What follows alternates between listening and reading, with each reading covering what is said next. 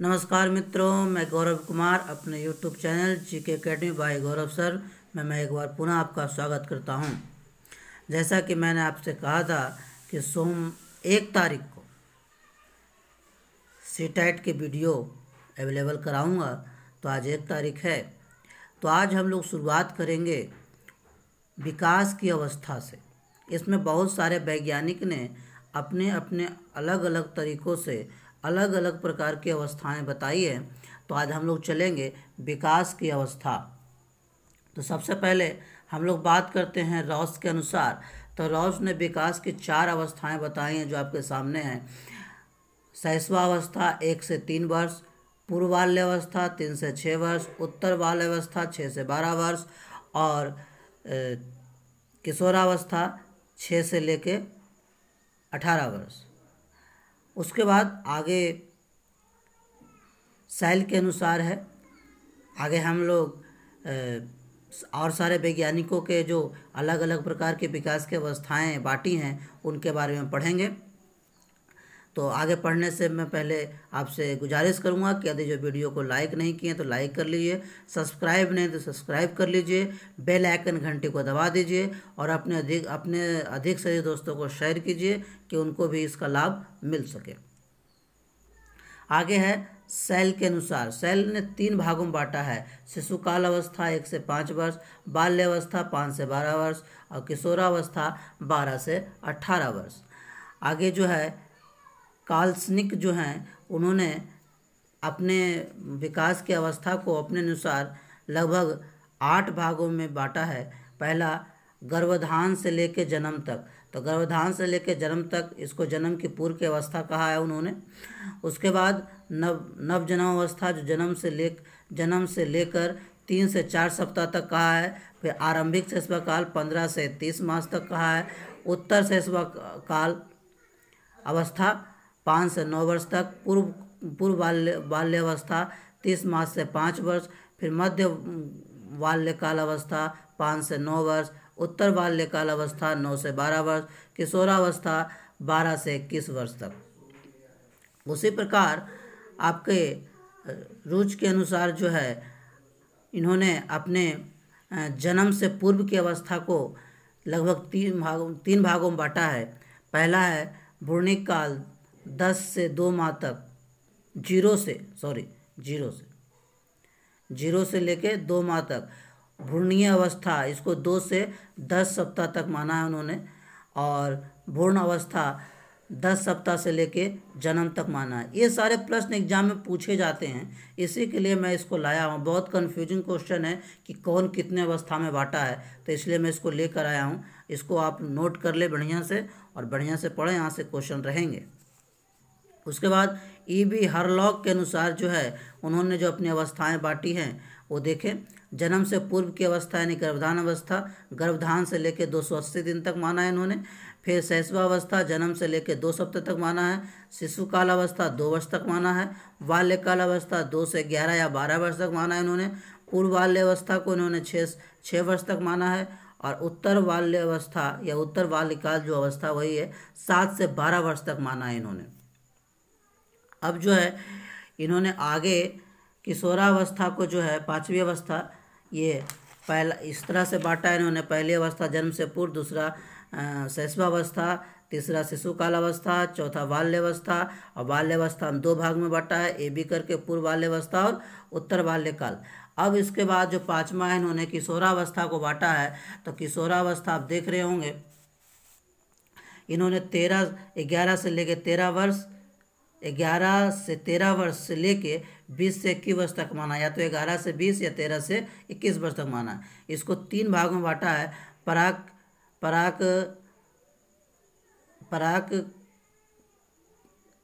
पराकोवस्था जो माना है इन्होंने, ये लड़कियों के लिए 11 से 13 वर्ष माना है और लड़कों के लिए 12 से 14 वर्ष माना है।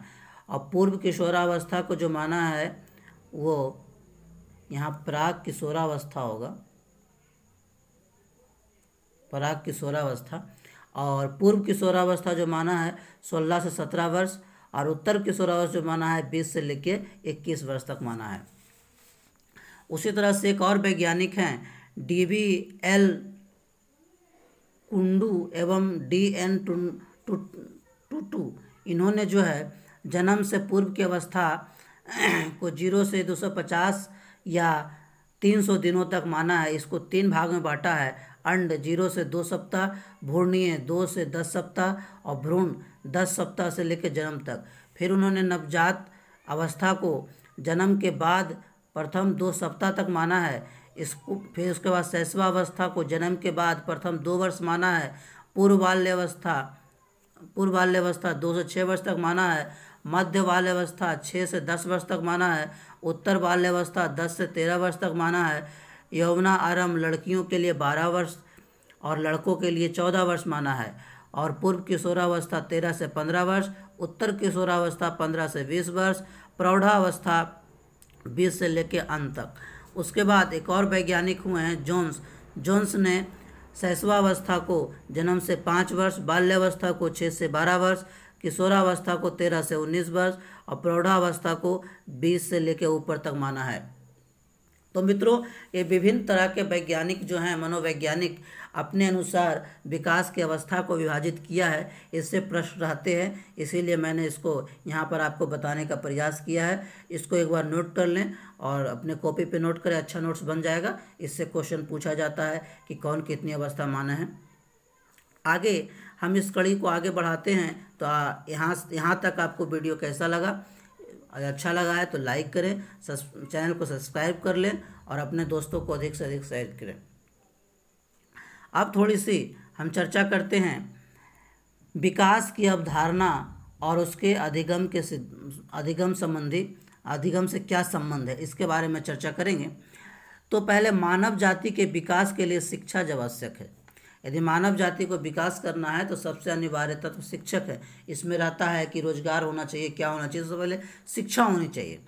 दूसरा है शिक्षा द्वारा जन्मजात शक्तियों को विकसित किया जा सकता है। मनुष्य आगे चलकर क्या बनता है उसमें कुछ नया नहीं आता है। जो उनके पास अंतर शक्ति होता है उसी को हम लोग बढ़ाते हैं, उसी का विकास करते हैं। आगे है शिक्षा का विकास की प्रक्रिया गर्भ से ही प्रारंभ हो जाती है। शिक्षा या विकास की प्रक्रिया जो है वो गर्भ से प्रारंभ होकर मृत्यु पर्यंत तक चलती रहती है, कभी रुकती नहीं है ये। उसके बाद विकास की प्रक्रिया में बालक के शारीरिक, क्रियात्मक, संज्ञानात्मक, भाषागत, संवेगात्मक एवं सामाजिक विकास होता है। ये सारे विकास जो होते हैं विकास की प्रक्रिया में बच्चों को होता है। आगे है अरस्तु के अनुसार विकास आंतरिक एवं बाह्य कारणों से व्यक्ति में परिवर्तन है। यानी विकास तब कहेंगे जब आंतरिक और बाह्य कार्यों से व्यक्ति में परिवर्तन आ जाए तो उसको हम विकास कहते हैं। विकासात्मक परिवर्तन नियमित होता रहता है। यह सामान्य से विशिष्ट की ओर जाता है और सरल से जटिल की ओर गतिमान रहता है। विकास बहुआयामी होता है। बहुआयामी का मतलब विभिन्न पक्षों में अलग अलग तरीके से विकास होता है। कोई एक ही निश्चित नहीं है। किसी का विकास संगीत की ओर है, किसी के विकास पढ़ाई की ओर है, किसी के विकास कला की ओर है। तो कहने का मतलब है कि अलग अलग व्यक्ति का विकास अलग अलग, इसलिए बहुआयामी कहा जाता है। विकास बहुत लचीला होता है। लचीला का मतलब आप परिवर्तित किया जा सकता है, बहुत लचीला होता है, बदल सकते हैं आप आयु के अनुसार। विकास मात्रात्मक और गुणात्मक दोनों होता है। विकास में दोनों पाया जाता है, मात्रात्मक और गुणात्मक दोनों वृद्धि होती है। दोनों तरह का विकास होता है, विकास होता है। और वृद्धि में केवल वृद्धि और विकास सदैव एक समान नहीं होता है। वृद्धि और विकास समान है, वृद्धि नहीं हो लेकिन विकास होता रहता है। जरूरी नहीं है कि वृद्धि ना हो तो विकास नहीं होगा, ऐसा नहीं है। वृद्धि में परिणात्मक परिवर्तन होता है। यहाँ देखिए विकास में दोनों मात्रात्मक और गुणात्मक दोनों होता है और वृद्धि में परिणात्मक परिवर्तन होता है। वृद्धि विकास की प्रक्रिया का एक चरण मात्र है। वृद्धि की बात करें तो विकास में एक चरण है, एक प्रक्रम के रूप में कार्य करता है। वृद्धि आजीवन नहीं रहती है, आजीवन नहीं चलती है, उस समय के अनुसार बदलती रहती है और कभी समय पर रुक भी जाती है। कभी वृद्धि तो कभी रुक जाती है, कभी फिर नीचे की ओर घटने लगती है। बालक में विकास हेतु वृद्धि आवश्यक कारक नहीं हो सकता है। यानी बालक विकास कर रहा है तो उसमें वृद्धि एक आवश्यक कारक नहीं है। वृद्धि नहीं होगी तो विकास होगी। विकास का क्षेत्र व्यापक और वृद्धि का क्षेत्र सीमित है। विकास का व्यापक होता है, वृद्धि का सीमित होता है। शिक्षा की दृष्टि से अब आके आपको मैंने बहुत सारी अवस्थाएं बताई हैं इससे पहले की वीडियो में। अब शिक्षा की दृष्टि से विकास की 3 अवस्थाएं प्रमुख मानी जाती है। पहला शैशवावस्था, दूसरा बाल्यावस्था और तीसरा किशोरावस्था। इसलिए क्योंकि हम लोग को पढ़ना ही है, ये शिक्षा की दृष्टि से पढ़ना है, तो इसलिए 3 अवस्थाएं प्रमुख है। पहली अवस्था जो है ये जन्म से 3 वर्ष तक बच्चों का शारीरिक एवं मानसिक विकास तेजी से होता है। ये सारे हम लोग शैशवावस्था के बारे में पढ़ेंगे। शैशवावस्था जन्म से 6 वर्ष तक कहा जाता है। इसमें जो है 3 वर्ष तक बच्चों में शारीरिक एवं मानसिक विकास तेजी से होता है। फिर इस काल में जो भी बच्चे होते हैं वो माता पिता पर ही आश्रित होते हैं, इसलिए माता पिता आश्रित काल भी कहा जाता है। इस काल में अनुकरण दोहराने की तीव्रता प्रवृत्ति ज़्यादा होती है बच्चों में। इस काल में सामाजिकरण की प्रक्रिया शुरू हो जाती है। इस काल को भाषा सीखने का सबसे उत्तम अवस्था माना जाता है, यानी भाषा इसमें बच्चे अधिक से अधिक सीखते हैं। यह काल इस काल में जिज्ञासा की तीव्रता अधिक पाई जाती है, यानी जिज्ञासा अधिक होता है इसमें। गेल्स के अनुसार बालक प्रथम 6 वर्षों में बाद के 12 वर्षों से दुगना सीख लेता है। ऐसा उन्होंने कहा है कि प्रथम 6 वर्षों में बालक जो सीखता है वो बाद के 12 वर्षों से दुगना के बराबर होता है। इस अवस्था में सब शैशवावस्था पढ़ रहे हैं। इस अवस्था में बच्चों की अच्छी बुरी उचित अनुचित का ज्ञान नहीं होता है, यानी उनमें शिष्टाचार का अभाव होता है। यह अवस्था सीखने की दृष्टि से सभी अवस्थाओं की तुलना में अधिक उत्तम है, यानी कह सकते हैं कि सभी अवस्था में यह सीखने के लिए अवस्था सबसे उपयुक्त माना जाता है। आगे शैशवावस्था के बारे में और जानेंगे। अब मैं बोल कर कहूँगा, आप लोग कॉपी कलम लेकर नोट कर सकते हैं, क्योंकि इतना लिखने का समय मिल नहीं पाता है और भी क्लास होते हैं।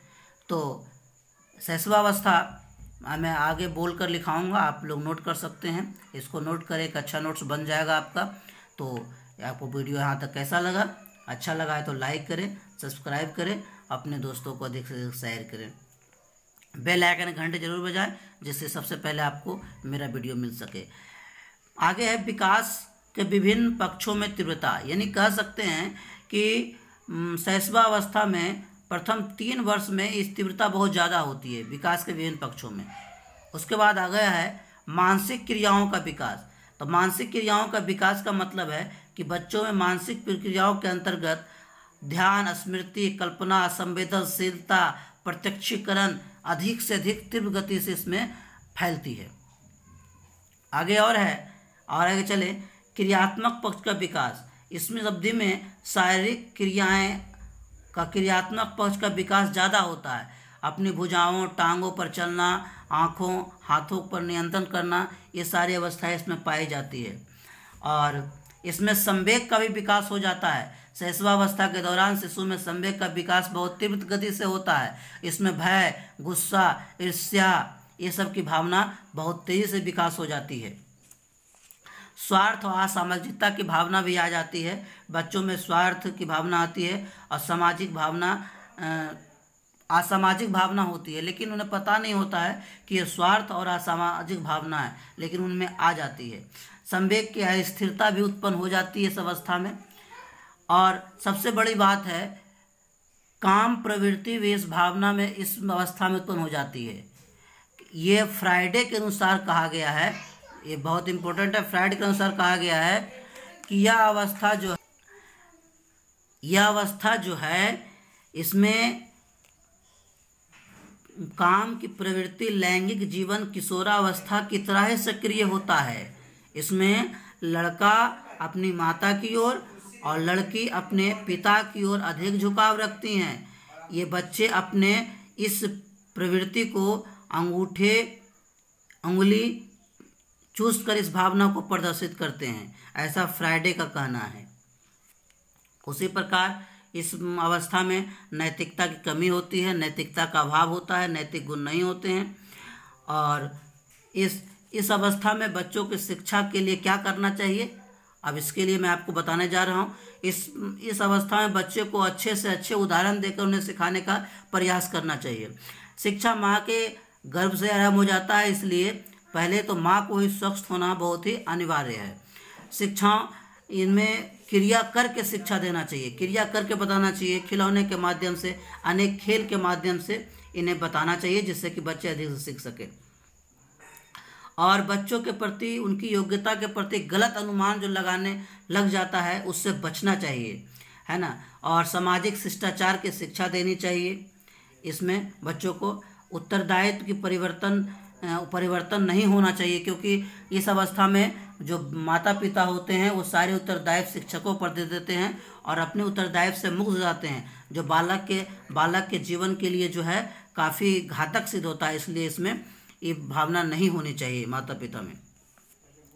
और इसमें मित्र मंडली पे ध्यान देना चाहिए। बच्चों का मित्र मंडली काफ़ी अच्छी होनी चाहिए। और बच्चों की जो जिज्ञासा होता है, जिज्ञासा के प्रति है, उन्हें अधिक रोचक और तथ्यों के अनुसार उनकी जिज्ञासा को संतुष्ट करना चाहिए, उन्हें डांटना नहीं चाहिए।